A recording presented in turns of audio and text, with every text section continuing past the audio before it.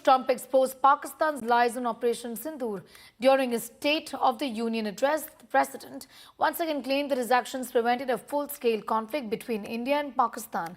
He said the Pakistan Prime Minister pleaded with him, saying that 35 million people would die, after which Trump had to intervene. He added that he averted the Indo-Pakistan nuclear war.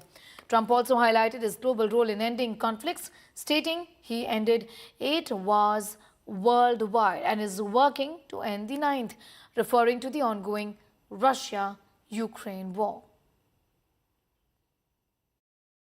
One of the primary reasons for our country's stunning economic turnaround, the biggest in history, where the Dow Jones broke 50,000 4 years ahead of schedule, and the S&P hit 7,000, where it wasn't supposed to do it for many years, were tariffs. I used these tariffs, took in hundreds of billions of dollars to make great deals for our country, both economically and on a national security basis.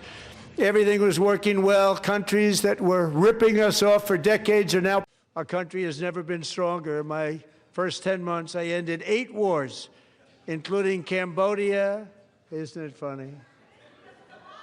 Sick people.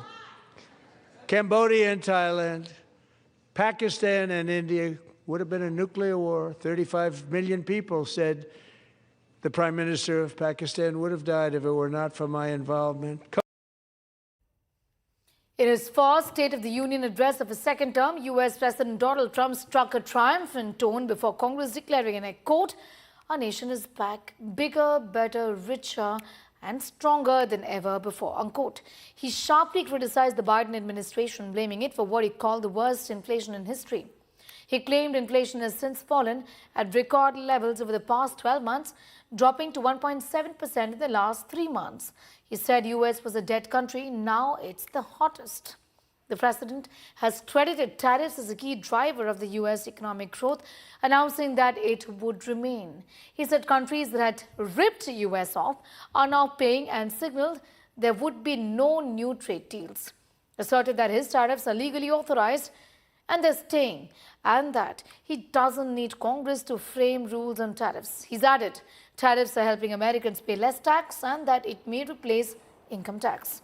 Trump also took aim at the Supreme Court of the United States in front of justices, calling the ruling on tariffs as unfortunate, emphasizing that the welfare of American citizens should remain the government's top priority.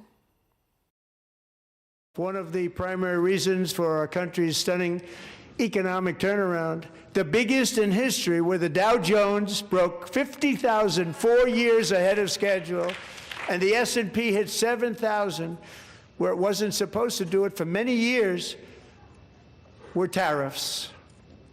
I used these tariffs, took in hundreds of billions of dollars to make great deals for our country, both economically and on a national security basis. Everything was working well. Countries that were ripping us off for decades are now paying us hundreds of billions of dollars. They were ripping us so badly, you all know that. Everybody knows it. Even the Democrats know it. They just don't want to say it. And yet these countries are now happy, and so are we. We made deals. The deals are all done. And they're happy. They're not making money like they used to, but we're making a lot of money. There was no inflation, tremendous growth, and the big story was how Donald Trump called the economy correctly, and 22 Nobel Prize winners in economics didn't.